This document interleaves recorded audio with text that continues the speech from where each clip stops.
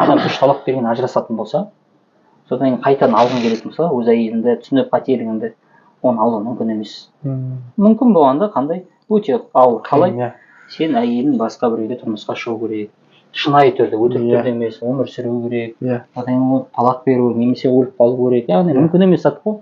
Яғни сен бір жібердің ба, ол әйелді қайтадан ала алмайсың. Сол себептен 32 тіс бар ма?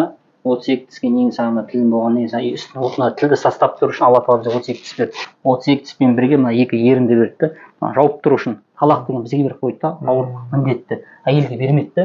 Сол себептен ер азаматсың ба, осы сөзді ұмытуға тырысу керек. Яғни талақ дегенде бұл жерде тек қана арабша айту міндетті емес. Кет, бұл үйден кет.